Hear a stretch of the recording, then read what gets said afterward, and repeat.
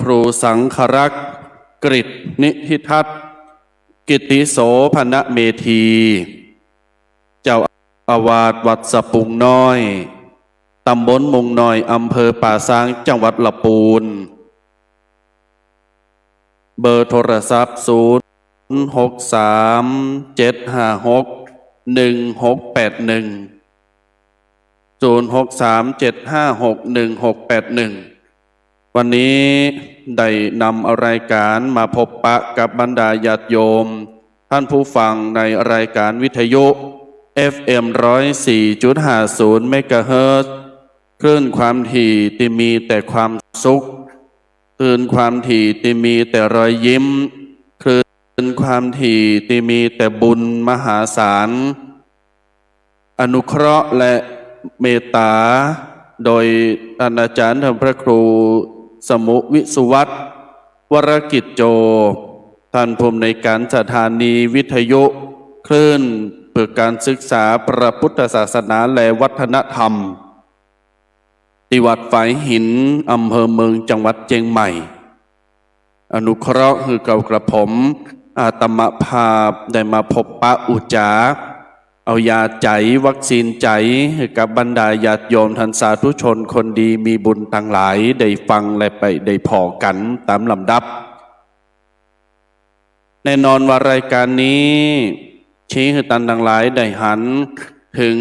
คุณค่าของชีวิตโดยติดประจำทุกวันเสาร์และวันอาทิตย์เริ่มตั้งแต่เวลา 8 โมงจนถึง 10 โมงเป็นต้นไปในวันนี้ขออภัยในหากว่าสัญญาณมันกระตุกหรือว่าเสียงบ่ปอดังฟังป้อมโมนตะใดและแถมอย่างหนึ่งก็ส่งรายการจ้าหน่อยโดยทางสัญญาณแล้วก็ทางเทคนิคต่างตมาภาพมีการเตรียมความพร้อมโดยเหตุว่าญาติโยมช่วงนี้เป็นก่อทยอยกันมาตามขันเข่าพองกามาเอาซองกฐินพองกา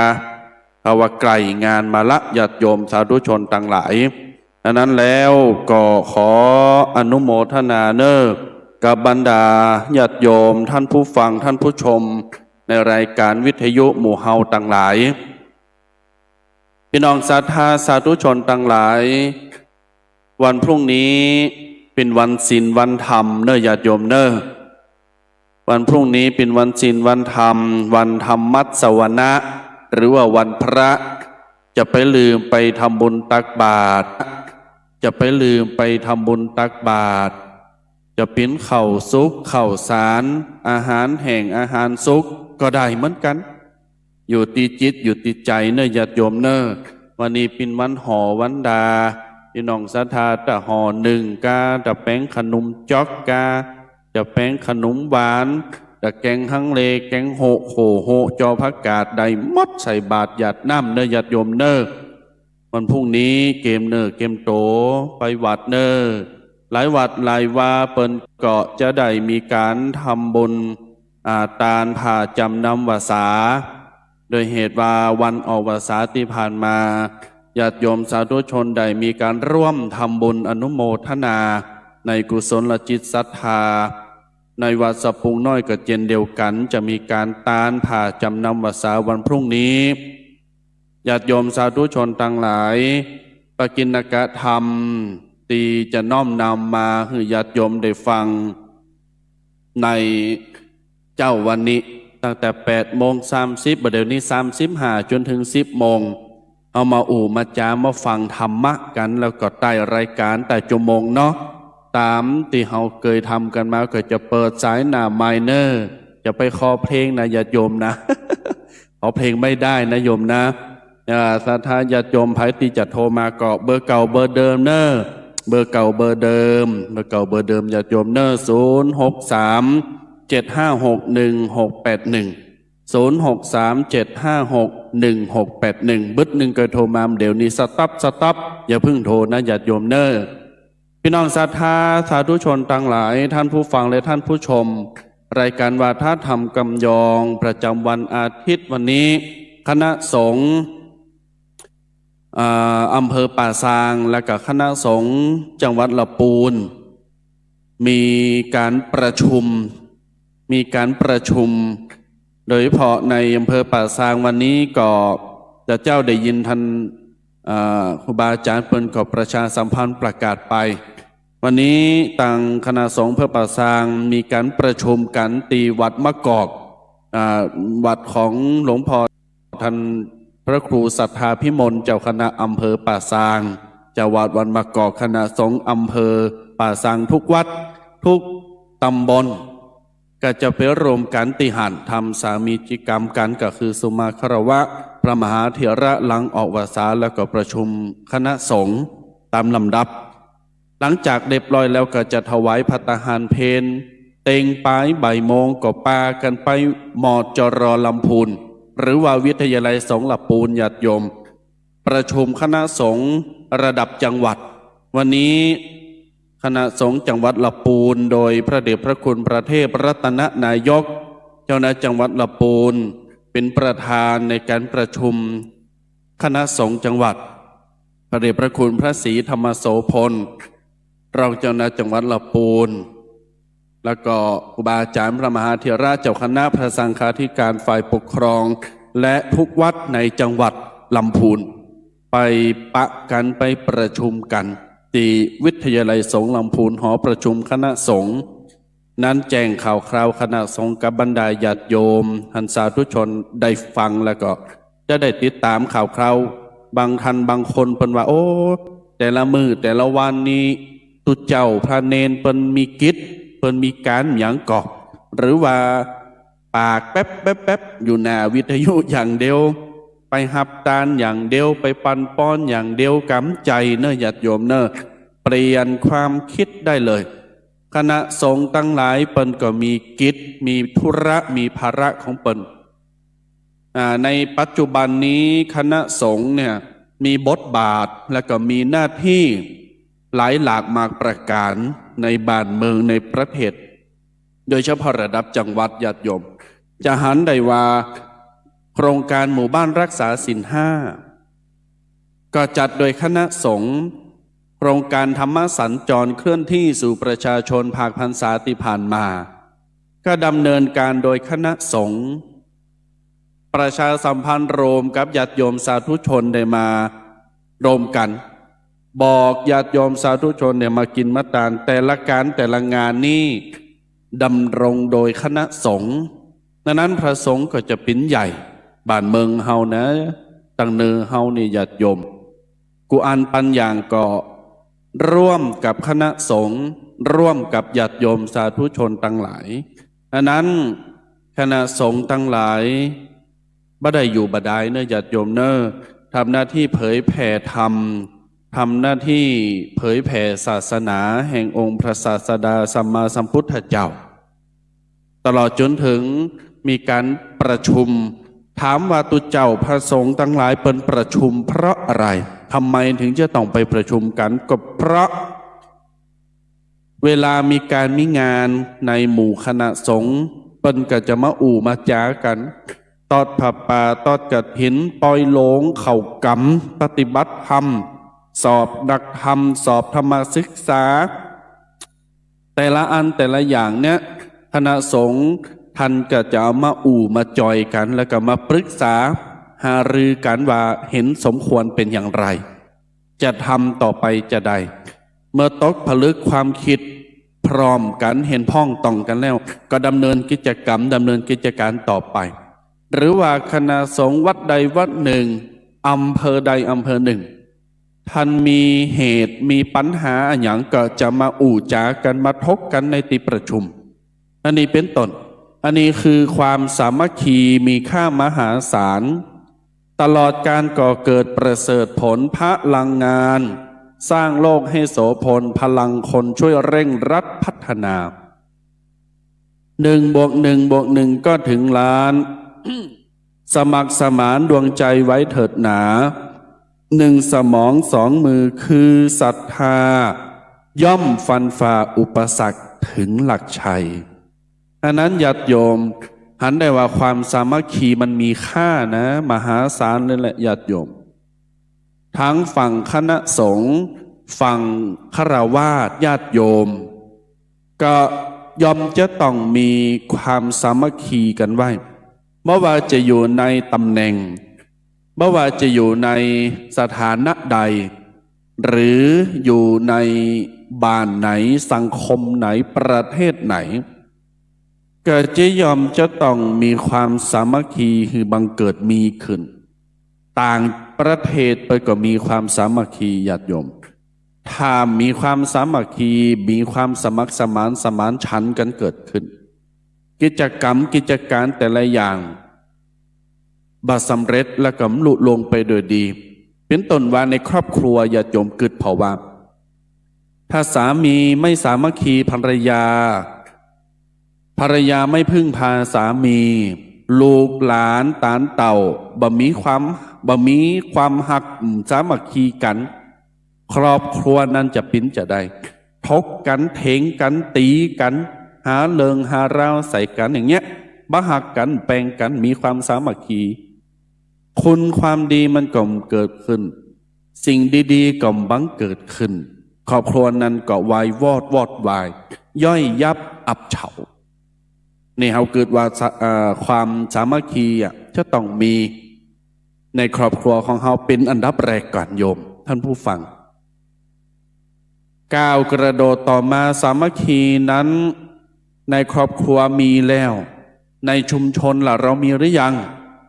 หมู่บ้านเนี่ยเรามีความสามัคคีกันหรือยังท่านผู้ฟังต่างหลาย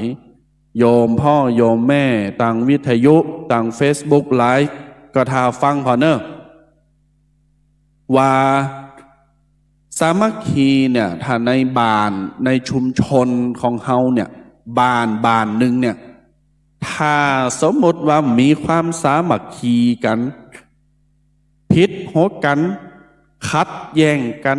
คอยกันเล่าขวัญกันตีกันตบกันข่าฟันกันวัดเข่าพระเจ้าไหวบ้านนั้นชุมชนนั้นสังคมนั้นมันก็เปรมปรีวายวอดและวอดวายยุ่งเหยิงหยัดโยมดังนั้นนี่คือประเด็นของความสามัคคีมาประเด็นที่สามฝ่ายคณะสงฆ์แล้วหยัดโยมถ้าบ่มีความสามัคคีกันเนี่ยกิจกรรมกิจการงานพระพุทธศาสนาบ่ไปตั้งหน้าบ่ปิ้นทาหยัดโยมง่ายๆว่าปิ้นทาดังนั้นคณะสงฆ์ก็เป็นหลักเป็นกำลังทำความสามัคคีคือมันบังเกิดมีขึ้นพอญาติโยมเห็นถึงความสามัคคีของคณะสงฆ์แล้วก็ดีอกดีใจมนอกมนใจเวลาคณะสงฆ์ประกาศหรือว่าประชาสัมพันธ์บอกบุญเจิญญาติโยมมากินมัตตาลมนอกมนใจพี่น้องศรัทธาหันตุเจ้าพระเนรเป็นปิ้นกันน่ะท่านทั้งหลายก็อยากจะมาฉันใดก็ฉันนั้นดังนั้นแล้วอย่างที่บอกไปเกาะกลุ่มรุมราปากันเติมตุ่มงานนักปิ่นเบาหากเฮาอบอุ่มปิ้นหมู่ปิ้นจุ้มตึงแล้วจอยกันพัฒนาบกากาดแก้วจิตใจผ่องแผ้วยินดีสามัคคีกันไว้จักใดสุขีโฮมกันต่างความดีมันดีบ่น้อยเนื้อญาติโยมเน้อดังนั้นนี่คือหนึ่งความสามัคคีมันมีค่ามหาศาลอย่างที่บอกไปพิษกันตีกันด่ากันเล่าขวัญกันมันโมนก็โมนนะโยมมันไม่ม่วนนี่ อู่ไทยแปลดเนอะมันโมนนะถ้าพิษกันเล่าขวัญกันเนี่ยอยู่ไหนก็โมนตังดังใส่กันจุนปากบึนปากมองบนใส่กันเนี่ยโยมอย่าทำเลยอย่าทำเลยนี่คือประเด็นที่หนึ่งที่อยากจะเอามาอู่กับญาติโยมสาธุชนว่าทำไมคณะสงฆ์ถึงสามัคคีกันและก็ทำไมคณะสงฆ์ถึงต้องประชุมกันเป็นเนืองๆเป็นบ่อยๆมาข้างบางทีญาติโยมหันเจ้าอาวาสวัดของท่านพระเนรของท่านทำงานในด่านพระพุทธศาสนา ไปประชุมจังหวัดประชุมอำเภอประชุมกลุ่มประชุมคณะประชุมหันประชุมนี่โอ้กระตุ้เจ้ายังมีการประชุมนี่ญาติโยมหู้นะคณะสงฆ์เป็นแบ่งเป็นฝักเป็นฝ่ายศึกษาสงเคราะห์ฝ่ายสาธารณสงเคราะห์ฝ่ายการศึกษาฝ่ายเอื้อเฟื้อดูแลพี่น้องศรัทธาแต่ละวัดแต่ละบ้านตลอดจนถึงฝ่ายบริหารนี่ฝ่ายเผยแผ่หลากหลายมากมายที่คณะสงฆ์รับผิดชอบอยู่แค่นั้นแต่ละฝ่ายแต่ละคณะที่รับผิดชอบก็จะต้องหมั่นประชุมเป็นเนืองนิดเพื่อพิชิตความสามัคคีญาติโยมจำกำนี้ไว้บ้านไหนวัดไหนถ้าประหลงถ้าตุหลงเจ้าอาวาสเปิ้นหมั่นประชุมศรัทธาเจ้าบ้านหรือว่าเวลาทำงานจะจัดการจัดงานหรือจะมีเริงมีราวอย่างห้องประกาศพี่น้องศรัทธาในชุมชนในวัดในบ้านมาประชุมกันเนอะหมู่เฮาทั้งหลายมาหับฟังมาจอยกันพอจอยกันก้อยจอยกันเสนอแสดงความกึดหันนี่เป็นต้นนี่คือการประชุมญาติโยมถ้าไผเป็นอสมเนี่ยจะหู้ประชุมอสมอยู่หันก็เดียวกับประชุมบึดหนึ่งประชุมเนอบึดหนึ่งประชุมบันไตปะหลงกับประชุมผู้ช่วยกับประชุมกำนันกับประชุมแม่บ้านก็ประชุมสุดแต่กลุ่มสวผู้สูงอายุผู้สูงวัยปันก็ยังมีการนัดกันประชุมญาติโยมนั้นนี่คือประชุมเพื่ออะไรสามัคคีเพื่ออะไรนั้นพี่น้องศรัทธาญาติโยมสาธุชนทั้งหลายนี่คือขุมพลังแห่งความสามัคคีถ้าเราสามัคคีจะมีชัยไปกว่าครึ่งญาติโยมท่านผู้ฟังทาง Facebook ท่านผู้ฟังทางวิทยุลองฟังพอเนอร์ว่ามันแตกกำแต้มันตรงประเด็นหรือไม่ตรงประเด็นอย่างใดญาติโยมลองฟังพอถ้ามันตรงถ้ามันใจถ้าว่าตุเจ้าว่าไปเลยก็แย่งมาได้สามัคคีมันดีแหละอีนะมันอิดมันหมอยเห็มได้อีนะโอ้แย่งมาได้เลยดังนั้นนี่คือประเด็นที่หนึ่งไหมชี้หันชัดว่าความสามัคคีเป็นอย่างไรโยมสาธุชนทั้งหลายเข้าหัวข้อตีตมาภาพใดนำมาอู่กับญาติโยมสาธุชนทั้งหลายในวันนี้ก็บับป้นของงานทอดกฐินนะญาติโยมจะไปฟังเบอร์ฟังไกลตัวเนอะตุเจ้าตุนไหนวัดไหนดีเจคนไหนปั้นก็อู่เรื่องกฐินแต่อยากจะให้ญาติโยมได้เปิดใจหับฟังว่าความเป็นมาของกฐินเนี่ยมันเป็นจะใดเพราะหลายตำรับตำราหลายครูบาอาจารย์แทบจะเหมือนกันแล้วก็บ่เหมือนกันมันมีทางขึ้นทางล่องญาติโยมตามประวัติญาติโยมก็จะได้หู้ว่าทำไมเปิ้นถึงห้องว่าทอดกฐินพัดกฐินบ่ได้กะ แกงกฐินบ่ได้กะตุโคห่อหนึ่งกฐินบ่ได้กะยือจะต้องทอดกฐินทำไมต้องใช้คำว่าทอดและทำไมต้องกฐินนี่คือถ้าถามญาติโยมถ้าไผสามารถตอบได้ตมาภาพจะปัน100 บาททอน90 บาท ถ้าไผตอบได้นะเอาไปเลย100 บาทว่าความหมายของกฐินคืออะไรทอดกฐินทำไมแต่ทอนมาให้ตุเจ้า90 บาทเอาไป10 บาท ดังนั้นญาติโยมพ่อแม่ศรัทธาท่านสาธุชนท่านผู้ฟังท่านผู้ชมต่างหลายไม่ว่าจะเป็นทางวิทยุไม่ว่าจะเป็นทาง Facebook Live ตอนนี้เนอะวันนี้จะเอาความเป็นมาของคำว่ากฐินหรือคำว่าทอดกฐินเนี่ยอู่จากับญาติโยมสาธุชนต่างหลายจับใจความหือดีนะญาติโยมเนอะจับใจความหือดีแล้วก็เบิดหนึ่งจาก9 โมงปลาย9 โมงกึ่งเดี๋ยวเรามาเปิดสายหน้าไมค์กันเนาะมาอู่จา โทรศัพท์มาจะบอกเบอร์ลงหน้ากันเนอะแต่ไม่ต้องโทรมาตนะโยมวันนี้วันอาทิตย์จะไปแอวจะไปการตั้งใดก็ฟังตัวเจ้าให้ก่อนแล้วก็เมอเนอร์อ้าวญาติโยมจดเบอร์เนอร์9 โมงเปิดสายหน้าไมค์ก็โทรมาอันนี้บอกลงหน้าก่อนเบอร์ดังนี้0637561681 0637561681บางท่านบางคนก็โทรมาหมั่นละบางท่านบางคนก็เกยกำเตอบางท่านบางคนกำลังมาชมมาผอมมาฟังกำลังอย่าเตยโทรมาอันนี้ก็โทรมาได้เนิ่มบึด9 โมงเนิ่มปิกเข้ามาในเรื่องของประวัติหรือความเป็นมาของการทอดกฐินและลำดับพิธีการทอดกฐินเนี่ยญาติโยมสาธุชนต่างหลายจะมาพาเจ้าอู่อย่างนี้ก่อนพิธีการทอดกฐินแปลกแตกต่างและก็บ่เหมือนกับการทำบุญทั่วไปหมายความว่าพิธีทอดกฐินเนี่ยบ่เหมือนการทอดผ้าป่าบ่เหมือนการงานศพบ่เหมือนงานขึ้นเฮินใหม่งานแต่งงานงานเข้าวาสาออกวาสาง่ายๆว่าประเพณีทุกอย่างไม่เหมือนการทอดกฐินเพราะเป็นบุญพิเศษเหตุใดถึงห้องว่าบุญพิเศษฟังดังนี้ประวัติเบื้องต้นก่อนญาติโยมเนอะประวัติเบื้องต้นตามประวัติเพิ่นบอกว่ามีคณะสงฆ์หรือว่าภิกษุเจ้าเมืองปาไถรัฐจำนวน30 ตนเนี่ยเดินทางเตียวตางเปอตีจะมาเข้าเฝ้าพระพุทธเจ้า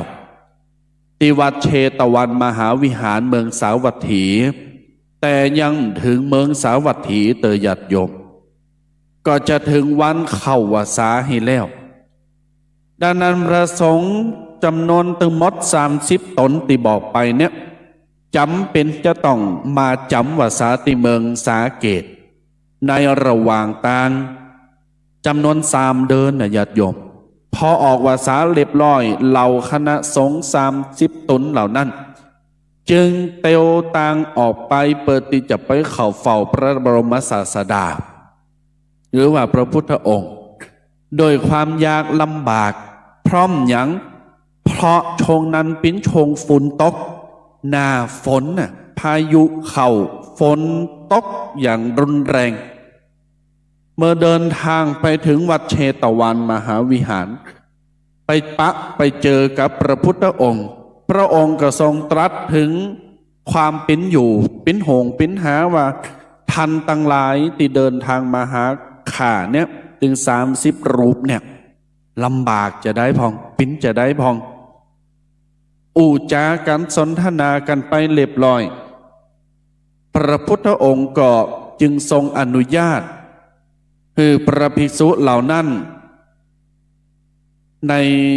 ในการครองตนในการครองใจประพฤติปฏิบัติครบถ้วนไตรมาส3 เดือนเนี่ยรับผ้ากฐินได้เอาละญาติโยมมาถึงตอนนี้ญาติโยมต้องเตรียมหูฟังเตรียมสติฟังให้ดีว่าเหตุใดพระพุทธองค์จนถึง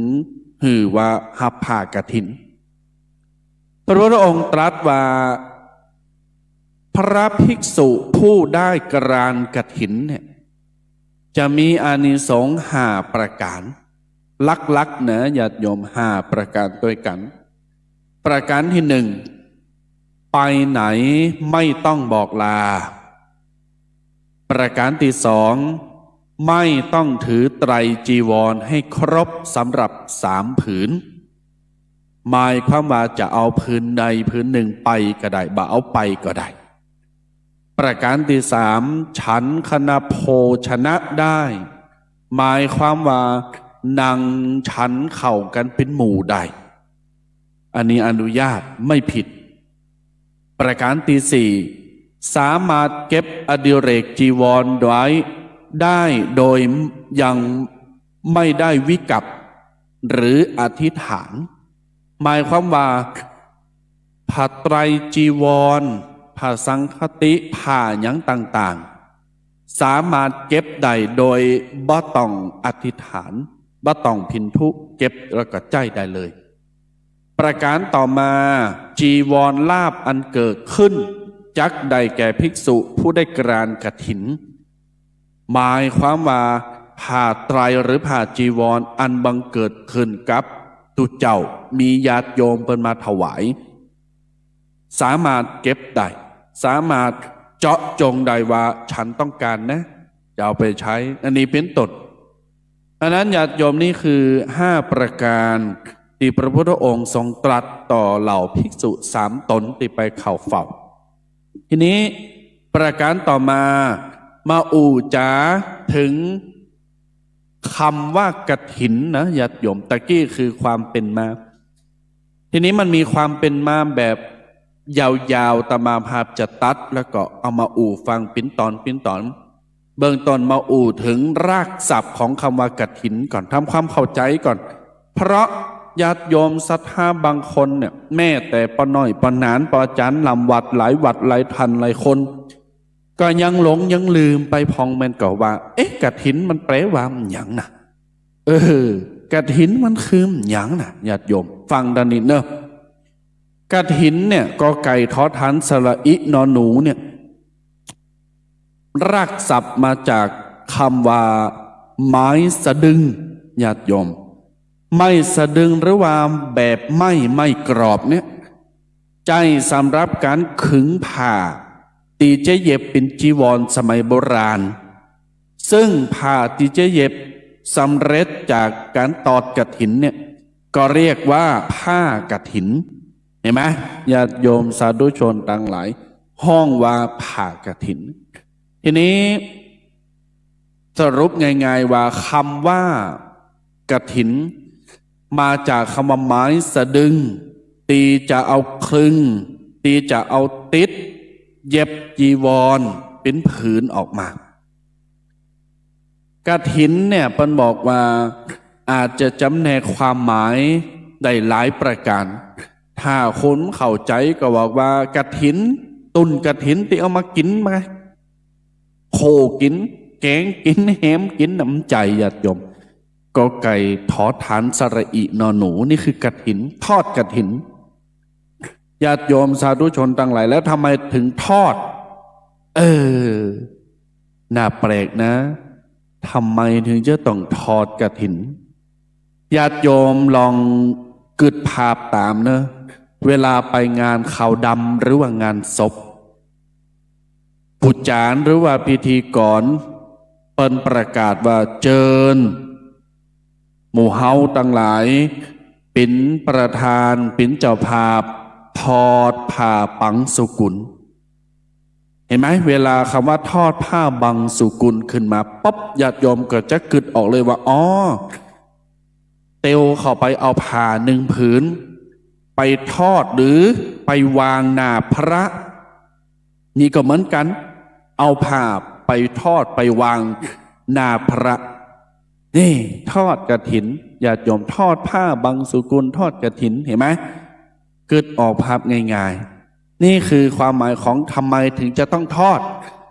ถ้าใจคำว่าวางใดก็ได้วางผ้ากฐินวางกฐินแต่มันไม่เหมาะมันสมโคนไงญาติโยมเห็นไหมซับแต่ละซับเปิ้นจะวางคือมันปอเหมาะปอโคนกันได้วางผ้ากฐินวางผ้าปังสุกุลความหมายคนละอย่างกันดังนั้นจะต้องทอดเห็นไหมเบิร์นเฮาพอไกลๆภาษาไทยเป็นว่าทอดสายตาไปข้างหน้าเอาไปวางต่างหน้าเอาตาไปจับจ้องสิ่งที่อยู่ต่างหน้าก็คือทอดเห็นไหมทอดสายตาออกไปเนี่ยเหมือนกันชั้นใดชั้นนั้นโยมสาธุชนต่างหลายชนิดของกฐินเนี่ยมันมีหลายประการที่เราจะคุ้นกันที่สุดก็คือกฐินสามัคคีเนาะญาติโยมจะคุ้นที่สุดก็คือกฐินสามัคคีแต่ทีนี้คำว่าทอดกฐินเนี่ยชนิดของการทอดกฐินชนิดของกฐินเนี่ย ในประเทศไทยหรือต่างประเทศจะมีหลายหลากมากประการฟังทางนี้โยมนะฟังทางนี้ประการที่หนึ่งตามพระวินัยแล้วเนี่ยหนึ่งคือจุลกฐินหรือจุลกฐินจุลกฐินก็คือเปิ้นจะท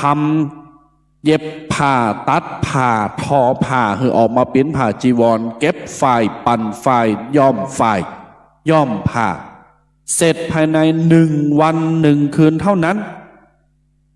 สมมติว่าคืนนี้ทำพรุ่งนี้เช้าจะต้องเสร็จนี่คือจุลกฐินหรือว่าจุลกฐินประการที่สองมหากฐินมหากฐินก็หมายความว่า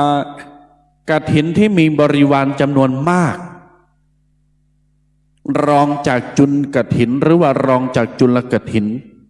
มีบริวารจำนวนหนักจำนวนมากมายมหาศาลเอาไปตอดบัตรนั้นเป็นล้านเป็นหมื่นเป็นแสนหลายๆวัดหลายๆตีหลายๆอย่างประกอบด้วยเครื่องโคต่างๆอัฐบริขารห้องว่ามหากฐินต่อมาญาติโยมสาธุชนต่างหลายกฐินหลวงญาติโยมกฐินหลวงคืออย่างกฐินหลวงก็หมายความว่ากฐินตีพระราชทานจากพระบาทสมเด็จพระเจ้าอยู่หัวพระบาทสมเด็จพระเจ้าอยู่หัวจะเสด็จพระราชดำเนินไปพระราชทานด้วยพระองค์เองหรือโปรดเกล้าให้พระบรมวงศานุวงศ์ชั้นผู้ใหญ่เสด็จไปพระราชทานแทนเป็นตัวแทนของพระราชาไปตอดกฐินหรือพระราชามหากษัตริย์จะเป็นพระองค์เองในการไปถอดกฐินเป็นเลยห้องว่ากฐินหลวงกฐินหลวงกฐินหลวงนั่นแหละญาติโยมหรือบ้านเฮาก็ห้องว่ากฐินพระราชทานเนี่ยกฐินพระราชทานอย่างวัดพระพุทธบาทตากผ้าวัดพระธาตุหริพุนชัยวัดพระธาตุดอยสุเทพหรือวัดหลวงพระอารามหลวงเนี่ยเปิ้นก็จะหือผู้แทนพระองค์จะหือตัวแทนในการเอาผ้ากฐินหลวง ผ้าไตรพระราชทานเนี่ยไปทอดถวายให้แก่พระอารามนั้นๆนั่นนี้เป็นต้นดังนั้นญาติโยมสาธุชนต่างหลายส่วนกฐินราชนี่กฐินราชคือโทไปบ้านเฮาเนี่ยกฐินราชก็คือกฐินสามัคคีนั่นแหละญาติโยมกฐินสามัคคีเนาะแม่ครูเรียนทองก็เดี๋ยวก็โทรมาเนอะแม่ครูเรียนทองเนอะแม่ครูเรียนทองเบิร์ก็โทรมาเนอะตอนเปิดสายหน้าไมค์ก็โทรมาตอนนี้ยังบัดจบเด้อเนอะแม่ครูเนอะญาติโยมสาธุชนต่างหลายนี่คือเหตุทั้งหมดของกฐินความเป็นไปเป็นมาแบบย่นย่อว่ามีอะไรบ้างมีประเภทไหนผ่องนี่คือกฐินญาติโยมเอาละญาติโยมสาธุชนต่างหลาย เมื่อเฮามาหูจักคำว่ากฐินแล้วตมาภาพจะโจรญาติโยมได้ฟังและก็ได้จดจำในเรื่องของลำดับพิธีการถึงบอกว่ามันแปลกจากพิธีกรรมพิธีการด้านอื่นๆเนาะเดี๋ยวขอหับสายเจริญพรแม่ครูฮะแล้วก่อนประเด็นนี้ปัญหาสัญญาณแล้วนี่กะก็เดี๋ยวได้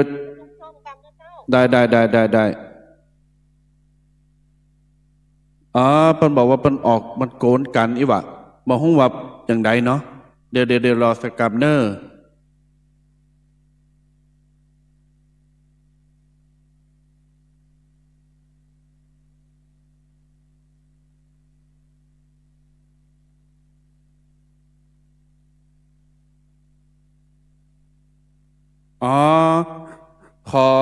ขอเมตตาทางสถานีนะครับน้อสัญญาณที่เปิ้นลิงก์ที่เปิ้นเปิดอยู่บรรศูนย์กับของสถานีที่เปิ้นเปิดอยู่บัดเดี๋ยวนี้นะครับเพราะว่าของผมก็ออกของที่สถานีเปิดเทปมันก็ออกดังนั้นขอเมตตาปิดเทปตั้งในสถานีกันนะครับเนอโยมเปิ้นโทรมาว่ามันฟังบ่ฮู้เรื่องอีกนะครับ ตอนนี้ผมก็เข้าไปฟังเข้าไปดูไปเช็คว่าในสถานีประกอบมีเสียงเทพรบกวนเข้ามาตัวนะครับเอาละญาติโยมท่านสาธุชนพุทธบริษัทต่างหลายญาติโยมสาธุชนต่างหลายขออภัยตัวเนอร์ในวันนี้อาจจะคลุกคลักไปหน่อยอาจจะมีเสียงยังมารบกวนอาจจะมีเสียงหันเสียงนี่เข้ามาแต่ก่อนปิ้งยังเขาก็แปลงใจหากันเนอร์ขอสุมาอภัยเนอร์ญาติโยมเนอร์อันนี้ตะกี้ติอูมาถึงเหตุปัจจัยความเป็นมาและประเภทของกฐินทีนี้อย่างต่อมาติจะอูถึงลำดับพิธีการขั้นตอนในการตอดกฐินมันเหมือนกับพิธีอื่นๆอย่างใดญาติโยมฟังให้ดีเนอะและก็จะได้ไปจำแล้วก็เพราะว่าญาติโยมเวลาไปทำบุญแต่ละวัดแต่ละตีเนี่ยเปิ้นตอดกฐินก็ไปผอไปจำเปิ้นอันนี้เมื่อกำหนดการคณะศรัทธาท่านเจ้าภาพหรือว่าผู้ร่วมบุญงานกฐินมาถึงเนี่ยเพิ่นก็จะเชิญประธานจุดธูปเทียนบูชาพระรัตนตรัยบูชาไฟไหว้พระจากนั้นสมาทานเบญจศีลประธานก่อนที่จะหับศีลประธานผู้นำกฐินมาเนี่ยเพิ่นก็จะมีการถวายตาลปัดหรือว่าพัดติตุเจ้าพระสงฆ์เปิ้นใจบังหน้าในการปันศีลเนี่ยถวายให้ก่อนแล้วก็อาราธนาศีลพอหับศีลเรียบร้อยบางวัดบางสำนักบางที่เปิ้นก็จะมีการเจริญพระพุทธมนต์หรือว่าสืบชะตาตามท้องถิ่นหรืออยากจะลองศรัทธาเมตตาอนุเคราะห์คือกับคณะศรัทธาที่เปิ้นนำกฐินมาหรือว่าแขกต่างบ้านเท่าต่างเมืองอย่างเช่นต่างจังหวัดต่างประเทศกรุงเทพกรุงไทยอย่างเงี้ยมารับทราบมาซึมทราบขนบธรรมเนียมประเพณีของล้านนาเอาหลังจากพระสงฆ์เปิ้นเจริญพระพุทธมนต์สืบชะตาเป็นตีเรียบร้อยก็จะมีการเชิญประธานหรือผู้แทนออกมายืนหน้าพระประธานหน้าพระสงฆ์เปิดที่จะได้กล่าวคำจำนงกล่าวคำถวายผ้าไตรกฐินผ้ากฐินญาติโยมจะสังเกตเพราะว่าเปิ้นจะออกมากล่าวคำถวายเนี่ยจะมีว่าถวายผ้ากฐินหรือว่าผ้าจีวรกฐินและบริวารทั้งหลายเหล่านี้ดังนั้นญาติโยมหมายความว่าตอดผ้ากฐินเนี่ยง่ายๆอย่างนี้พระได้ผ้าญาติโยมศรัทธาได้บุญวัดได้ทุนทุกคนอิ่มใจพระได้ผ้าก็หมายความว่าได้ผ้าไตรจีวรที่เปิ้นเอามาเป็นประธานนี่แหละที่จะมอบถวายวัดได้ทุนก็หมายความว่าเป็นบริวารกฐินปัจจัยแต่ละตนทุกบาททุกสตางค์เนี่ยที่ญาติโยมให้หอมกันมาวัดเป็นแจกซองกำอย่างต่างๆนี่คือทุนเข้าวัดเปิดที่จะไปทำไปสร้างไปบูรณะไปซ่อมแซมอย่างต่างๆคือมันสำเร็จลุล่วงด้วยดีนี่คือเป้าประสงค์และเป้าหมายจุดมุ่งหมายของตอดกฐินนั่นเองพอประธานเปิ้นออกมากล่าวบทหนึ่งท้ายบทของภาษาไทยในคำแปลนะเปิ้นจะมีคำหนึ่งบอกว่าครั้นรับแล้วโปรดกรานกฐินเห็นไหมครั้นรับแล้วโปรดกรานกฐินด้วยผ้าผืนนี้นี่ญาติโยมมันจะพิเศษมันจะแปลกตรงนี้แหละพอสาธุเรียบร้อยประธานหรือผู้ที่กล่าวคำถวายเปิ้นก็จะเอาผ้าไตรจีวรกฐินเนี่ยมาวางหน้าพานหน้าพระเสร็จแล้วพระสงฆ์คู่สวดพระสงฆ์คู่สวดจะมีสองรูปของงานตอดกฐินนะจะมีสองตุนรูปที่หนึ่ง เปิ้นก็จะกรานกฐินตั้งพัดแล้วก็กล่าวโดยย่นย่อให้ญาติโยมได้ฟังดังนี้ญาติโยมเปิ้นจะกล่าวว่าผ้ากฐินทานกับทั้งผ้าอานิสังสบริวารทั้งปวงนี้เป็นของจุดของไผ่ล่ะที่นำกฐินมาเป็นผู้มีวิริยะอุตสาหะเป็นผู้มีความเพียรพยายามในการสร้างบารมีสร้างความดีได้นำผ้ากฐินพร้อมทั้งบริวารมาถวายให้แก่พระภิกษุในอาวาสแห่งนี้ก็แลผ้ากฐินทานนี้เป็นของบริสุทธิ์ดุจเลื่อนลอยมาโดยนภาอากาศแล้วหยาดลงท่ามกลางระหว่างสงฆ์ไม่ได้จำเพาะหรือจะเจาะจงพระสงฆ์รูปหนึ่งก็หาไม่มีพระบรมพุทธานุญาตกล่าวไว้ว่าให้พระสงฆ์ทั้งปวงยอมยกผ้ากฐินให้แก่พระภิกษุผู้ที่มีศีลสุตาธิคุณปัญญาคุณมีความรู้มีความสามารถกระทำกฐินภารกิจให้บรรลุหรือสำเร็จได้มีบุพกิจ8ประการเป็นต้นหากพระสงฆ์ทั้งปวงจะมอบให้ใครจะยินยอมพร้อมใจมอบให้ใครโปรดกระทำการในระหว่างสงฆ์ด้วยเถิดอันนี้แพทเทิร์นย่อๆง่ายๆให้กับญาติโยมเข้าใจพอพระสงฆ์รูปที่หนึ่งกล่าวเสร็จเรียบร้อยป๊อบรูปที่สองจะตั้งผัดแล้วก็กล่าวอันนี้รูปที่สองเปิ้นก็จะเป็นผู้ที่กล่าวแล้วก็บอกว่าจะมอบให้ไผจะเป็นคนครองผ้ากฐินหรือรับกฐินโดยธรรมเนียมโดยปฏิบัติก็เจ้าอาวาสวัดนั้นเปิ้นก็จะกล่าวว่าอันนี้รูปที่สองนะญาติโยมผ้ากฐินทานกับทั้งบริวารอานิสังสบริวารทั้งปวงนี้ข้าพระเจ้าพิจารณาเห็นสมควรแก่พระจะวาดปิ้นไผ่หรือว่าจะมองถึงพระตุนไหนเป็นผู้มีสติปัญญาสามารถกระทำกฐินภารกิจให้สำเร็จได้ตามพระบรมพุทธานุญาตหากพระสงฆ์ทั้งหลายเห็นไม่สมควรจงทักท้วงขึ้นในท่ามกลางระหว่างสงฆ์ก็จะหยุดสักแป๊บหนึ่งถ้าเห็นสมควรแล้วไซจงให้สัทธสัญญาขึ้นสาธุการด้วยพร้อมกันเถิดพระสงฆ์ทั้งหลายก็จะสาธุนี่คือการกรานกฐินจากนั้นเปิ้นก็จะเรียนเชิญเจริญพรประธานตลอดจนถึงคณะที่มาตอดกฐินเข้าถวายผ้าไตรเข้าถวายปัจจัยเข้าถวายต้นกฐินและสังฆทานแก่พระสงฆ์พระสงฆ์จะอนุโมทนาพออนุโมทนาเสร็จสับเรียบร้อยกล่าวสัมโมทนียคถาหรือกล่าวขอบคุณก็เป็นอันเสร็จพิธีบางวัดมันก็จะมีการมอบวัตถุมงคลให้แก่ประธานหรือว่าญาติโยมผู้ที่มาร่วมทำบุญกฐินอันนี้คือประเพณีขั้นตอนธรรมเนียมของการตอดกฐินในด้านศาสนพิธีแปลกและไม่เหมือนพิธีอื่นใดๆเพราะจะมีการกรานกฐินเข้ามาคือกับญาติโยมศรัทธาได้ฟังกันเนอะ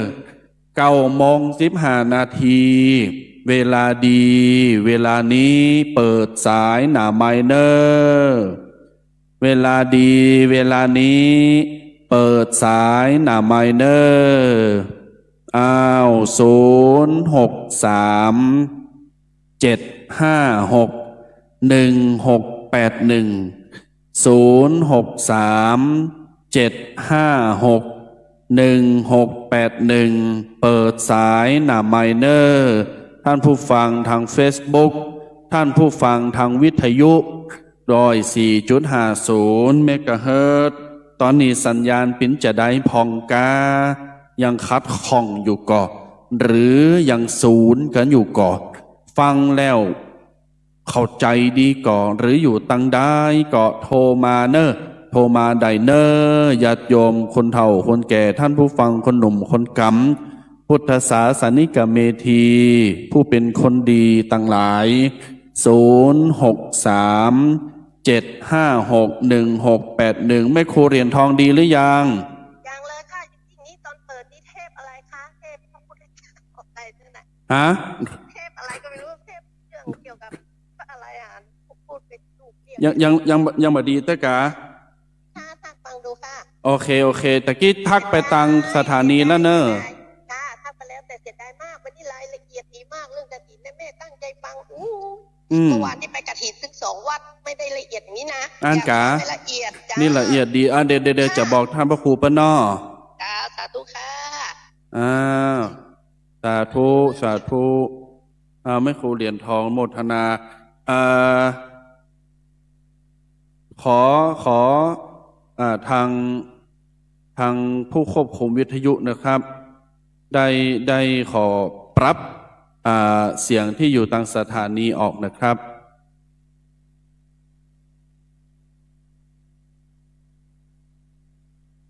ญาติโยมสาธุชนต่างหลายขอสุมาอภัยเนอขอสุมาอภัยโดยวันนี้อาจจะคัดคองการหรือว่าจะมีเหตุการณ์ยังการต่างๆก็ขอสุมาตัวเนอญาติโยมเนอ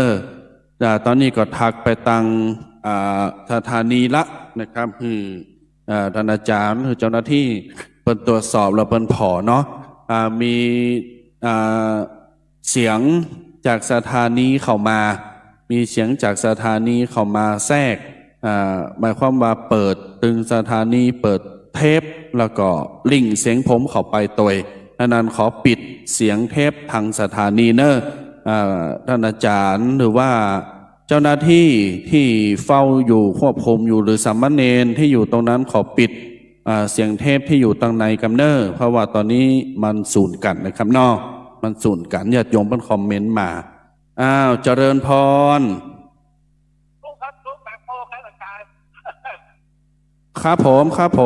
ขออภัยครับอาจารย์ออกอยู่ครับตอนนี้มีเสียงรบกวนไหมครับไม่รู้อะไรแต่อาจารย์พูดมานะอ๋อครับเดี๋ยวผมเช็คให้ครับครับเดี๋ยวผมเช็คให้ครับขอบคุณครับเดินพรโยมแม่มีเสียงแทรกวิทยุอยู่ก่อมันจะมีแทรกตลอดเลยเนาะมันก็ได้ยินดีนะอันกะเจริญพรขอบคุณแม่เนาะแต่ว่าแม่ฟังเข้าใจอยู่เนาะเข้าใจโมทนาแสดงว่าทางสถานีเปิ้นให้จะลืมปิดเสียงลิงก์เสียงเทปตังนายเปิ้นมันชนแอนอันกะเดี๋ยวบอกดาบขอบคุณนะแม่เนอเลินปอนโมทนาญาติโยมนี่เสร็จจากจอมตองเนอ779นี่นะญาติโยมศรัทธาท่านสาธุชนท่านผู้ฟังทั้งหลายขออภัยเนอหากมีเสียงตังสถานีรบกวนเข้ามา063-756-1681 เนอญาติโยมสามารถโทรศัพท์มามาจากันได้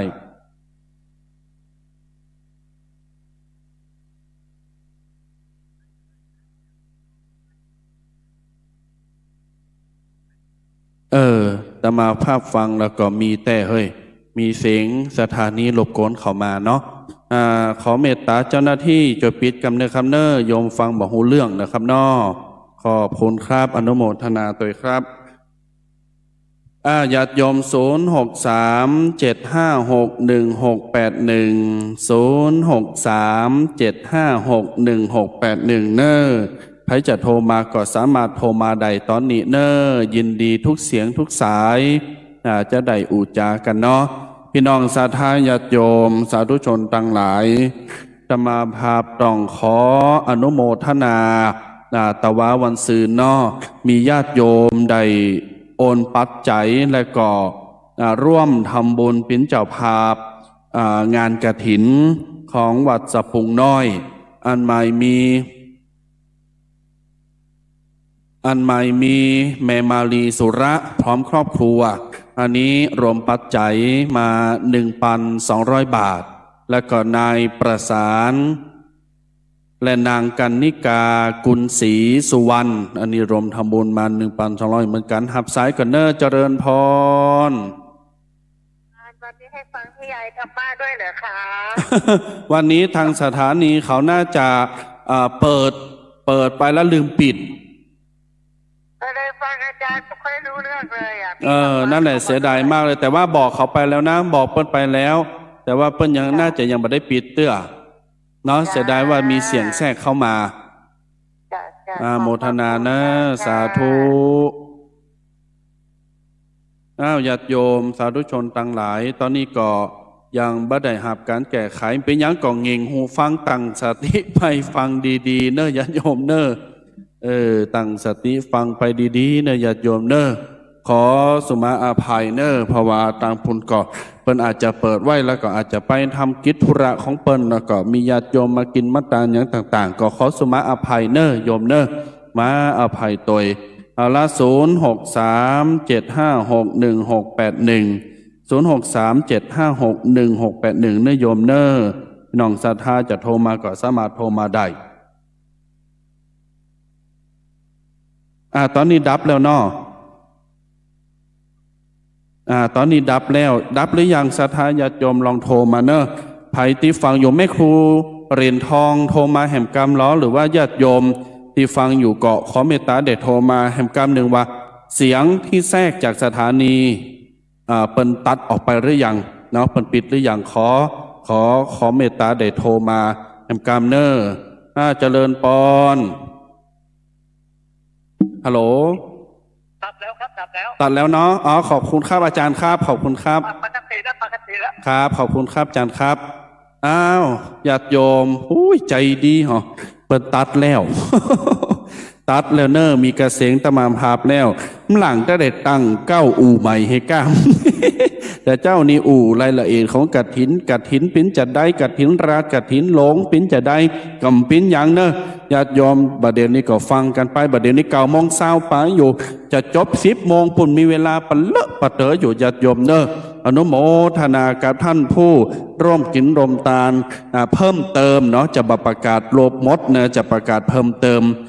ตีปันไหนให้หอมมาหรือว่าปิ้นเจ้าภาพแต่ละรายการเพิ่มเติมมาก็ขออนุโมทนาเนอะญาติโยมสาธุชนทั้งหลายพี่น้องศรัทธา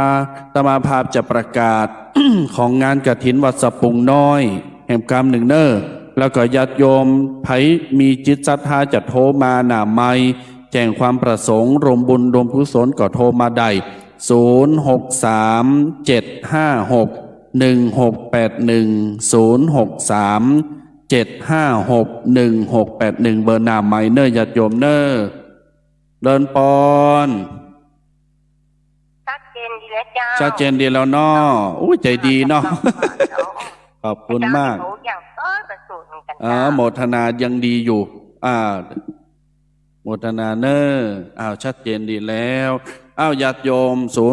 0637561681อนุโมทนากับญาติโยมสาธุชนทั้งหลายจะประกาศจ้ำแห่งกรรมเนอวันอาทิตย์ที่26พฤศจิกา2566เวลา10 โมงเป็นต้นไปขอ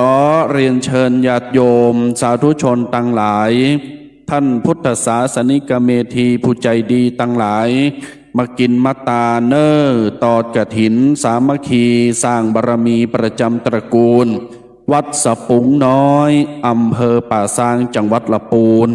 จึงตมาพาปิ้นเจ้าวาดอยู่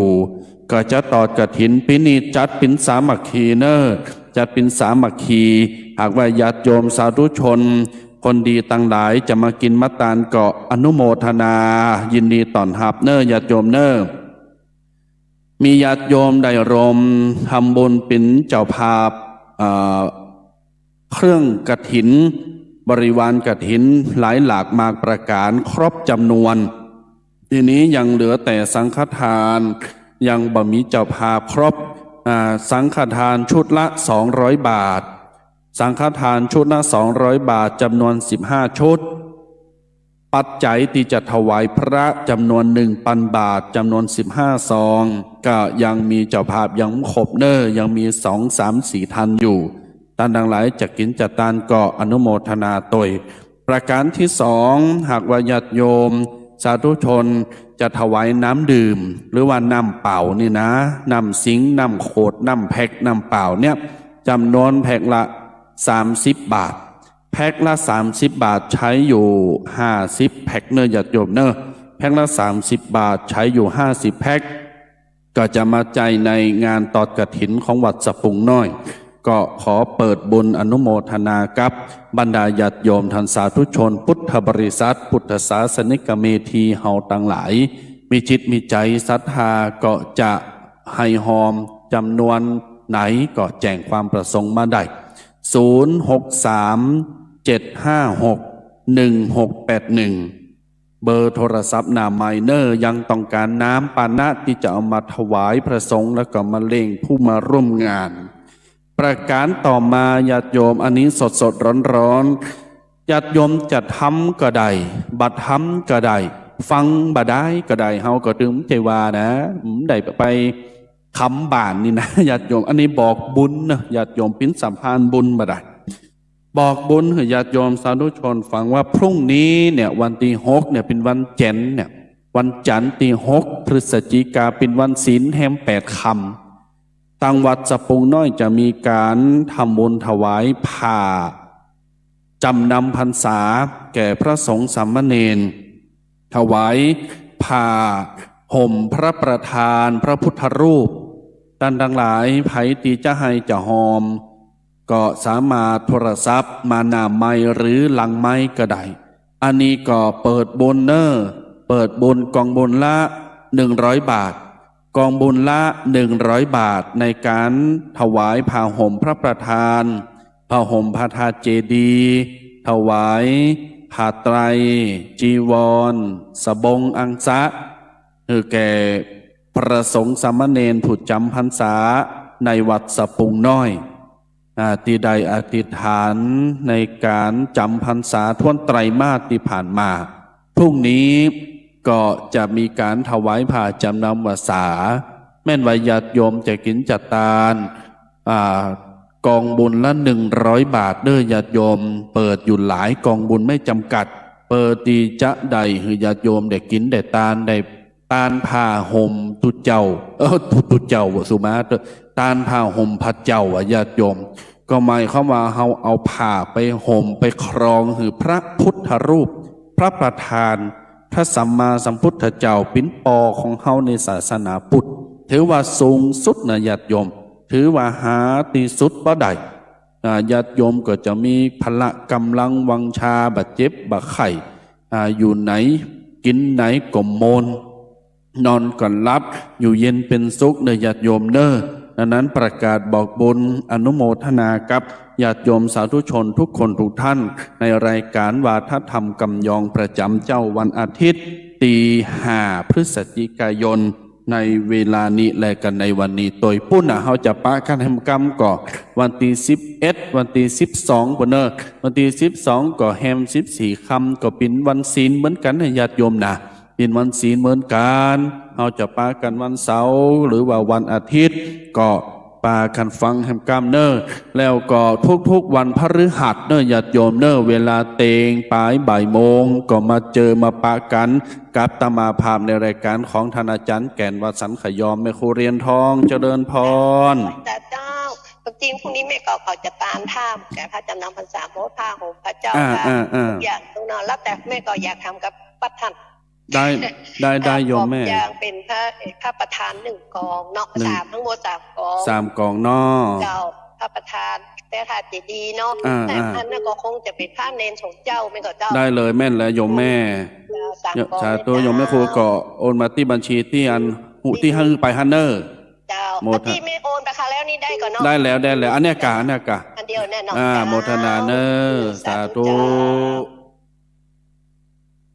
เจริญพร กรรมนมัสการค่ะ สา ได้ ธุ มาธุระและครอบครัวจะขอทำบุญผ้าห่มผ้าประทานผ้าเจดีย์แล้วก็อะไรก็ค่าของ ผ้าครองของพระสงฆ์เนอ เจ้าเอา3 กล่อง 3 กล่องเนอบ่เลขบัญชีที่เธอที่ส่งไปให้ฮันเนอร์ ได้ค่ะ โอเคเจริญปอนโมทนามีของแม่ครูเรียนทอง3 กองจำนวน300 บาทแล้วก็มีของ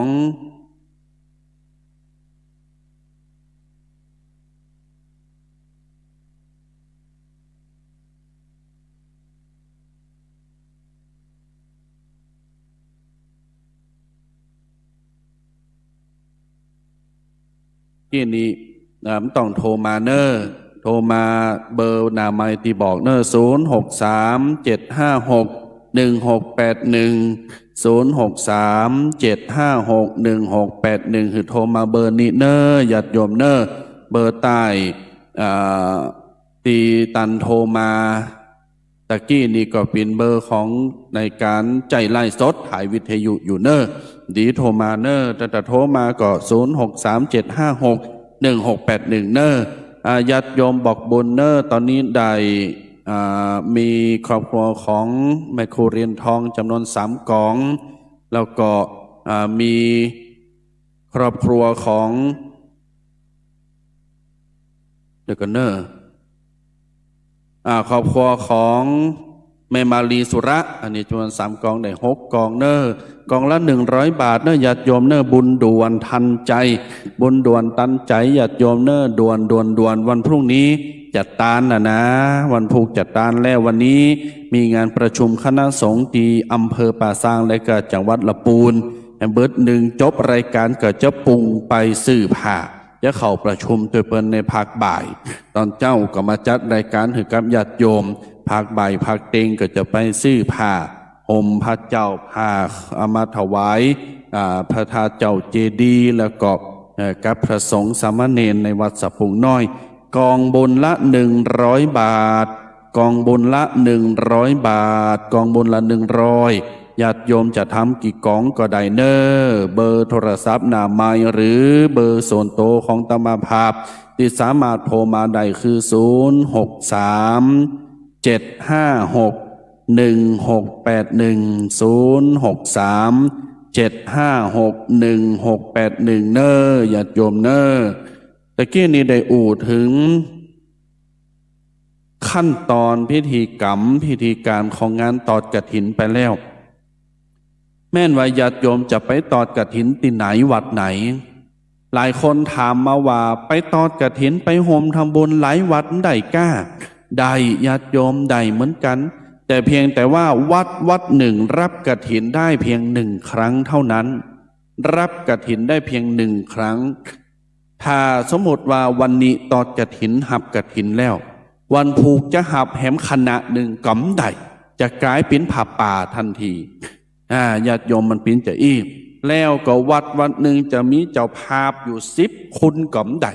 มีเจ้าภาพหมายถึงว่าประธานกฐินใหญ่เนี่ยจะมีอยู่2 คนกำได้นะต้องคนเดียวเท่านั้นญาติโยมต้อง1 เท่านั้นถึงจะกลายเป็นกฐินเต็ม100 รูปแบบอันเป็นกฐินเดาะทันทีมได้บุญได้กุศลกฐินจะกลายเป็นผ้าป่านะ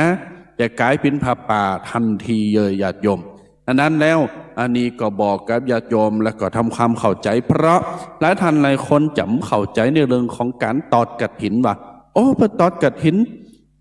ฮับกีเตอร์ก็ได้แต่ละวัดเป็นจะเป็นอย่างได้ญาติโยมได้เด็ดขาดแต่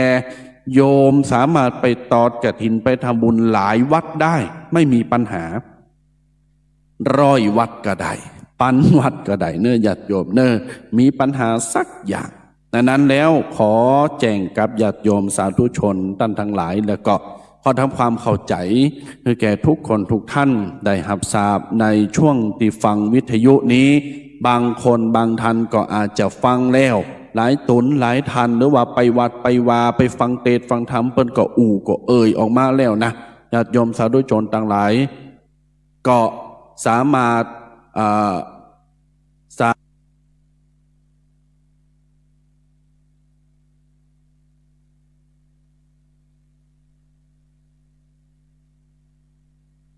เจริญพร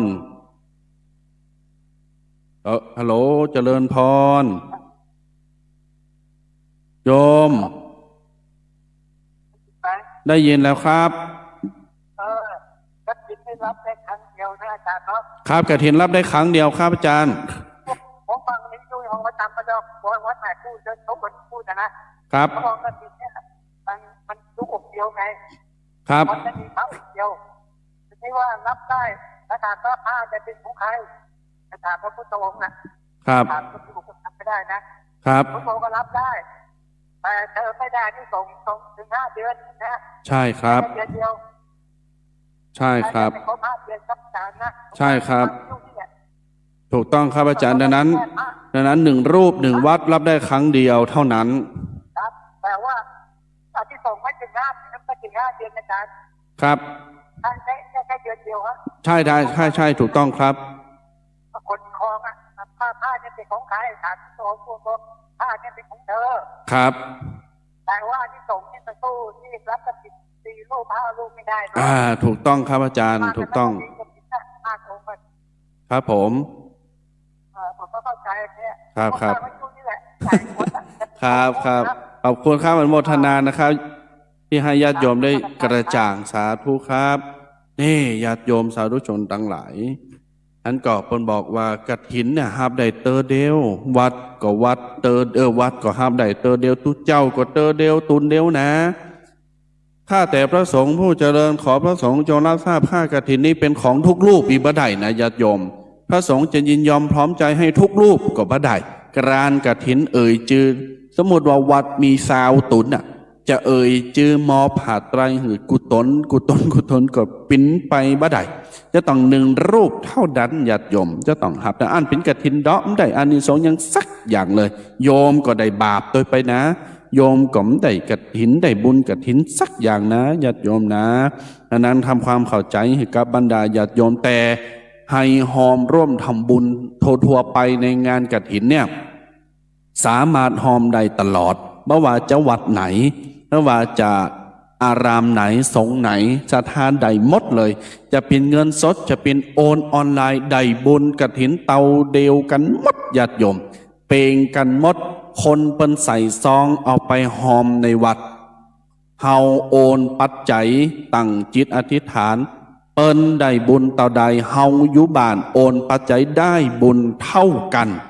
ได้บุญเต่ากันเลยเพราะนั้นถับเมยไผมาบอกว่าโบจะต้องมาหอมคำวัดอันใดบุญหน่อยนะห้ามโอนบ่ได้บดีนะญาติโยมจะไปฟังเนออันนั้นทำความเข้าใจครับท่านผู้ฟังท่านผู้ชมทั้งหลายในรายการวาทธรรมกำยองเนอเอาละญาติโยม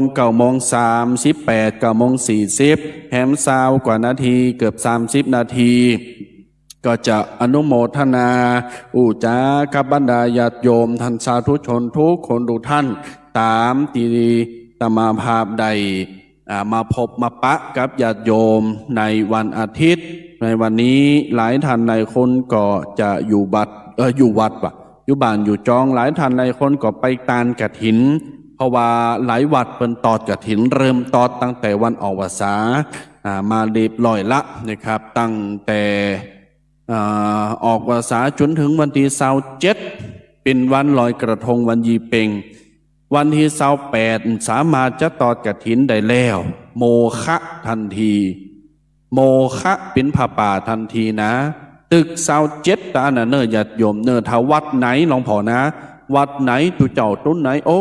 ขึ้นป้ายกาประกาศตอดกฐิน28 29 30จินเดินพฤศจิกาเนอธันวาเนอมกราปีหน้าตอดกฐินเนออีโมฆะทันทีนะบัดใดบัดดีเนอญาติโยมเนอตึกวันที่27พฤศจิกาวันลอยกระทงเอาวันลอยกระทงปิ้นหมอกถ้าลอยกระทงมีมใดวันสุดท้ายของการตอดกฐินก็วันนั่นแหละญาติโยมปีนี้ก็27พฤศจิกาเป็นวันจันทร์นี่คือสิ้นสุดตอดกฐินดังนั้นขอประกาศอนุโมทนากับญาติโยมสาธุชนเนอเอาละ9:40เนาะญาติโยมเนอ9:40ขอประกาศย้ำแห่งกรรมเนอเปิดบุญกองละ100 บาทกองละ100 บาทญาติโยมสาธุชนเนอ ที่จะได้จอยกันถวายผ้าจำนำวาสาคือแก่พระสงฆ์ผู้จำพรรษาที่วัดสะพุงน้อยเนอเจริญพรกราบพระจักการโยมจุนค่ะท่านโทยชมมุกของท่านนะโยมดูตั้งแต่หายไปตั้งแต่9:15 นาทีแล้วค่ะตอนนี้ติดตามไม่ได้เลยค่ะอะไรนะแต่ของที่แม่ติดตามท่านอยู่นะ Facebook เหรอค่ะแล้วตอนนี้แม่ก็หาไม่เจอเลยค่ะเพราะว่าแชร์ไว้แล้วก็ไม่หายนี่ก็ตอนนี้ก็ยังถ่ายทอดสดก็ยังมีคนดูอยู่อ๋อเธอของแม่รับหาไม่เจอเลยอ๋อถ้างั้นต้องพิมพ์ต้องหาเรื่อยๆเนอะมันต้องเจอพิมพ์แปลว่าอิเมนามันก็ขึ้นเลยเดินพรโยมจุนอนุโมทนาเนอะโยมจุนภาษีใช่ไหมโมทนาเนอะ0637561681 0637561681เนอะญาติโยมเนอะท่านผู้ฟังก็สามารถโทรศัพท์มามาจากันได้หรือจะให้เจ้าหอมกฐินกี่บาทกี่สตางค์ก็ได้10 บาท20 บาทแล้วแต่จิตศรัทธาหรือด่วนบุญด่วนทันใจพรุ่งนี้สำเร็จบุญวันพุธจะสำเร็จบุญในการโรมกัตมาภาพทำบุญถวายผ้าห่มองค์พระประธานแล้วก็องค์พระธาตุเจดีย์ตลอดจนถึงถวายผ้าไตรจีวรอัฐบริขารแด่พระสงฆ์สามเณรผู้จำวัดสาวัดสะพุงน้อยอำเภอป่าซางจังหวัดลำพูนมีเจ้าภาพอยู่6 กองบุญยังขาดยังต้องการแหมหลายกองบุญละ100 บาทเนอะกองบุญละ100 บาทญาติโยมว่าโอ้ก็วัดสะพุงน้อยก็ยังหมั่นมีงานก็ห้อมจะมีงานหมั่นเนาะญาติโยมก็มีกฐินก็มีกตานผ่าจำนำวาสา2 งานแต่อันนั้นแหละก็มีอย่างแล้วนะตั้งป้นเดินพฤศจิกาธันวาไปเขาก็จะพอมีงานบุญงานกุศลละญาติโยมเนอะมีจิกจอกก็ญาติโยมก็กอบกูเอาบุญเห็นเนอะขัดใจกอบโกยเอาบุญเนอะถามว่าขี่โลบก็ขัดใจขี่โลบเตอะขี่โลบบทใครใดบุญนี่เอาเตอะญาติโยมขี่โลบใครใดบุญขี่โลบอย่างอื่นเดี๋ยวไปเอานะเดี๋ยวเพิ่นว่าขี่โลบอย่างอื่นไปเอาขี่โลบใครใดบุญนี่ขัดใจเอาติขัดใจทำติญาติโยมวันเวลาผ่านไปไวเหมือนโกหกมีกรรมหนึ่งในบทสวดมนต์เพิ่นบอกว่าวันเวลาผ่านไปบัดนี้เราทำอะไรอยู่วันเวลาผ่านไปบัดนี้เราทำอะไรอยู่ญาติโยมลองคิดใจพอถ้าเฮาบัดทำบุญสั่งปรมีเนี่ยเฮาจะเอาบุญกินบุญตาลที่ไหนไปกินในภพภายหน้าญาติโยมฟังเนอะธรรมาภาพเคยเล่าให้ฟังมื้อนานมาละออกวิทยุคราวที่แล้วมื้อนานมาละเนอะญาติโยมสาธุชนทั้งหลายลองฟังพอเนอะ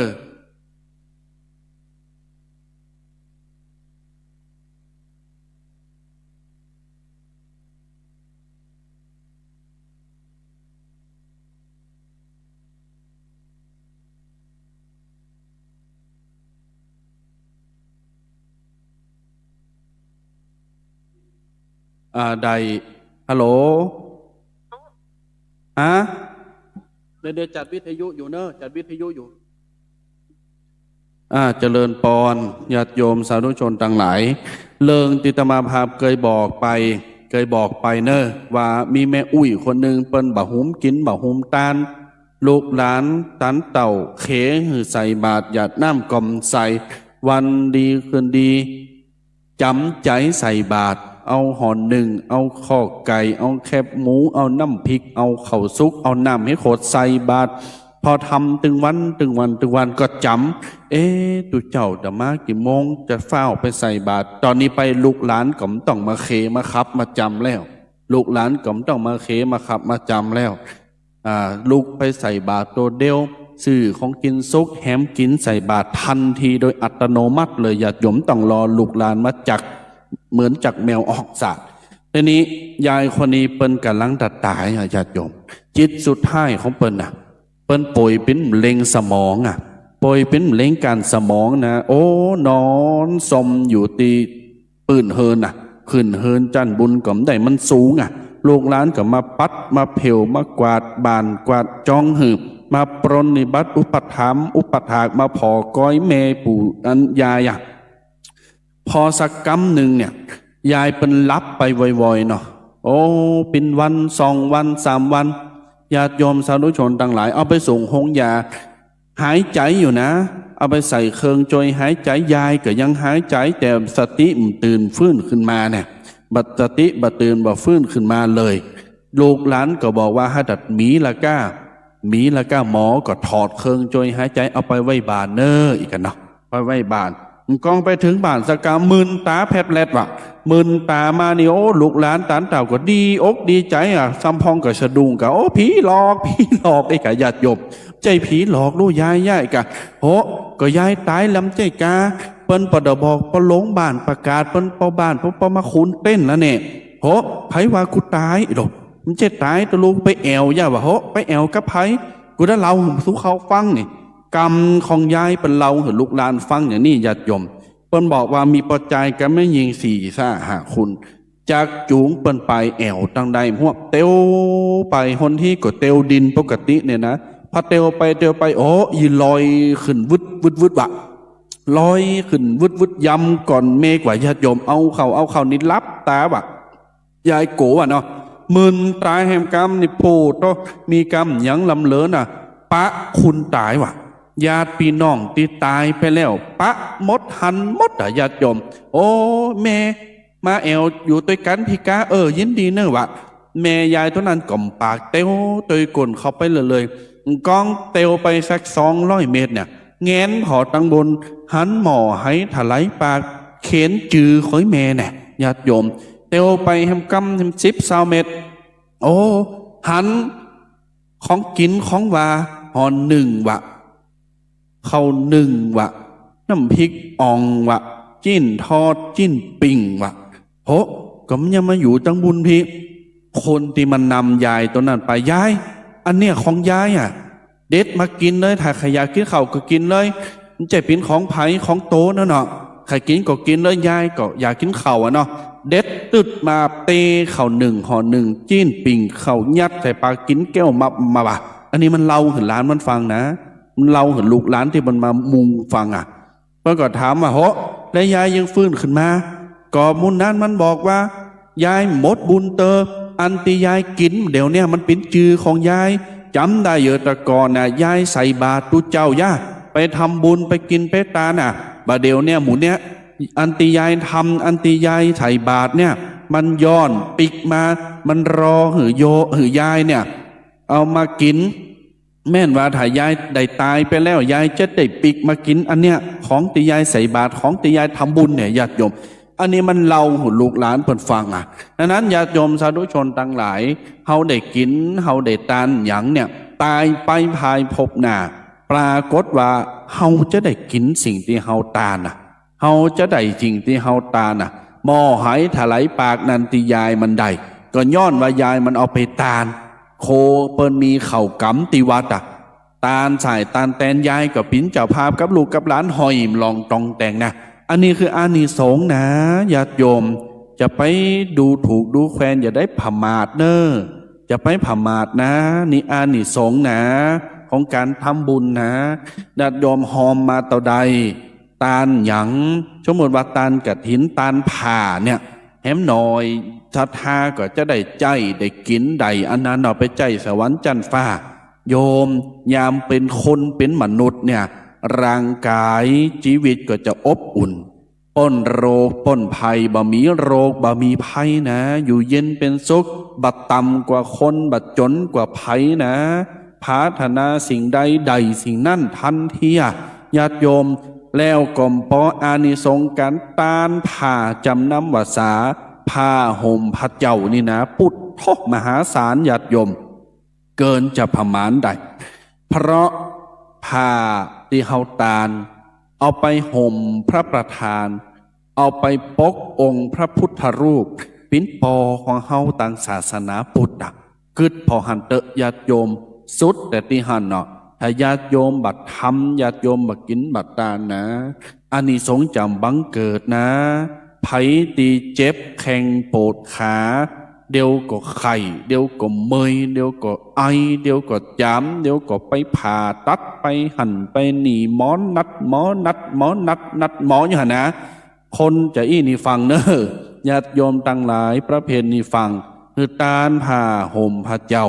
ตานผ้าห่มผ้าทาสจะอยู่เย็นเป็นสุขอุดมสมบูรณ์จะอบอุ่นนะญาติโยมฟังนะจะไปผมาดเนินนิมเจ้มาจุหรือญาติโยมมาตานนะเป็นออกในธรรมแต่นะญาติโยมเนอะนั้นแล้วญาติโยม9:50แล้ว9:50แฮม10นาทีจะบายบายจะโบกมือลาแล้วนะ ญาติโยมจะปะกันวันเสาร์วันติดหน้าเพื่อนเนอะกึดเติงหากันญาติโยมกึดเติงหากันถ้าเกิดเติงหากันก็ฟังกันเนอะวันพัดทุกวันพฤหัสทุกวันเสาร์วันอาทิตย์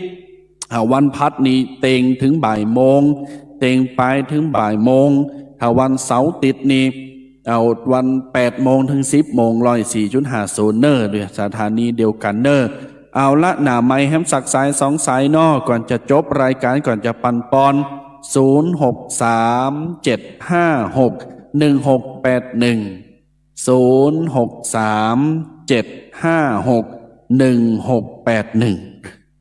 0637561681 อันนี้เป็นเบอร์โทรศัพท์หน้าไมเนอร์เอาละย้ำแห่งกำเนอร์หากว่าญาติโยมจะโทรมาลังไมหรือวันหน้าไมวันนี้ตมาพาเปิดบุญเนอร์กองบุญละ100 บาทตานผ้าห่มผ้าเจ้าด้วยกันเนอร์ตานผ้าห่มผ้าเจ้าจำนำวาสาด้วยกันเนอร์เริญพรโอ้เจ้าจริงอาจารย์สุดยอดเลย ขอบคุณครับขอบคุณครับลงตรงเจงอ่ะครับผมอาจารย์พูดดีนะ นิมนต์ไปเทศทางปุ้นพ่องฮะนิมนต์ผมไปเทศทางปุ้นพ่องเนอโอ้ยมันหลายอย่างเดี๋ยวไม่ได้เล่นผมก็จริงครับไม่เป็นไรครับขอบคุณมากๆที่ยังที่เป็นกำลังใจให้ผมนะครับอาจารย์ผมเคยฟังที่อาจารย์เล่าเนี่ยนะแต่ผมก็เป็นเด็กอยู่นะอ๋อครับ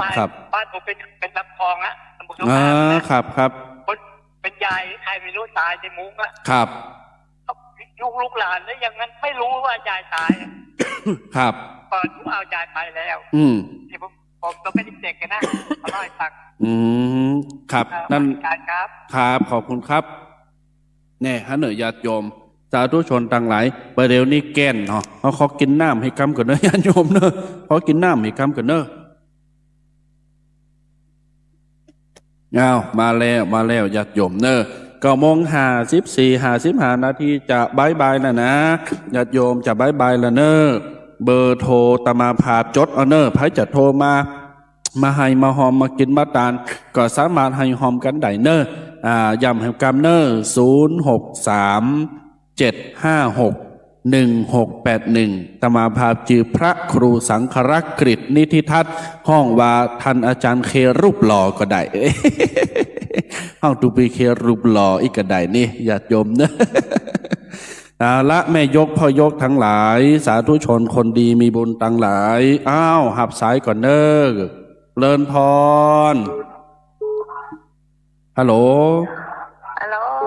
เลินพรอันนี้แม่บุญศรีนี่แม่บุญศรีคือสั่งส่งจากไหนละเจ้ากระเดียวจะโทรปิ๊กไปหาแม่น้อเจ้าเดี๋ยวโทรปิ๊กไปแล้วบอกเลขบัญชีให้เนอะเจ้าเลินพร3756161มันก็เจ้าอันนี้เป็นเบอร์โทรศัพท์แต่ว่าเลขบัญชีบัตรใจกระเดียวจะโทรปิ๊กไปเนอะเจริญพรแม่บุญศรีเบอร์ตะกี้โทรมาแฮมกามเนอร์โทรมาบ่ได้หับสกามเนอร์ตะกี้ไม่ได้หับสกามเบอร์ยังก็โทรมาซ่อนตะกี้ใต้3931ตะกี้ไผโทรมา3931ใต้โทรศัพท์โทรมาแฮมกามเนอร์กระเดียวญาติโยมทันใดที่จะหับเป็นเจ้าภาพกองบุญละ100 บาททานผ้าห่มพระเจ้าผ้าห่มพระประธานผ้าห่มพระธาตุเจ้าเจดีย์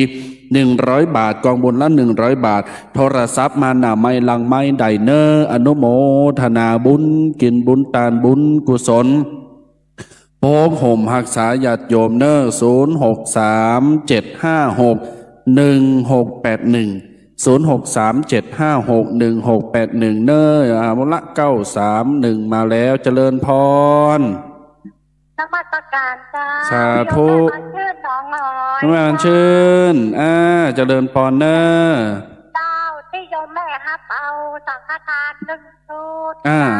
อ๋อแล้วก็อันโอมผ้าประทาน1 กล่องจ้า1 กล่องนอได้เลยเจ้าโยมแม่จ้าขอเลขบัญชีนะจ้าได้กระเดียวจะโทรปิกไปนอเนี่ยถ้าสุขุมแม่ประกันที่ว่าของข้าพระข้านะพอเอาตองเอาโกนได้โยมแม่มามีปัญหาแล้วโยมแม่จะโอนไปพร้อมกันนะจ๊ะได้เลยเนาะใกล้ๆแม่โอนมาพร้อมกันเนอะโลนพรสาธุญาติโยมสาธุชนทั้งหลายขออนุโมทนาขอบอกขอบใจกับบรรดาญาติโยมท่านสาธุชนทุกคนทุกท่านรายการวาทธรรมกำยองดำเนินรายการโดยอาตมภาพพระครูสังฆรกฤษนิธิทัศน์กิติโสภณเมธีเจ้าวาดวัดสะพุงน้อยอำเภอป่าซางจังหวัดลำพูนจะขอนำเอารายการลาญาติโยมสาธุชนไปก่อนเนอญาติโยมฮับปอนเนอใครจะโทรมารวมกินลมตาลกองบุญละ100 บาทก็โทรมาภายในวันนี้ตลอดทั้งวันเนอญาติโยมเนอกองบุญละ100 บาทพรุ่งนี้บุญสำเร็จแล้วพรุ่งนี้บุญสำเร็จอนุโมทนากับญาติโยมฮับปอนเนอใจโยใจยะวรดิถีจะขอปันป้อนดีคือกันโตนาพ่อแม่ปิตาเอาหน้าป่าจุมตันสัทธาญาติมิตรขอหือสุขสารเหมือนกันทั่วทิศบ่ว่าเผ่าผู้ยิ่งใจฟังทำไปแล้วสุขใจสุขกายอยู่ดีสบายหายโรคโศกเศร้าน้ำธรรมกรรมสอนพระพุทธเจ้าหือยึดถือเอาจะไปละคือมีคนนับถือฤทธิเตจะเจริญก้าวหน้ายาวนานคือพ้นจากทุกข์สุข3 ประการอายุยืนนานเหมือนกันโตนาเหนื่อยและท้อมีแน่แต่อย่าหยุดเซและสุดมีแน่แต่อย่าถอย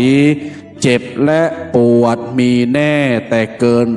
100คิดท้อถอยมีแน่แต่อย่าทำจัตตารโอธรรมาวัฏันติอายุวันโนสุขังปะลัง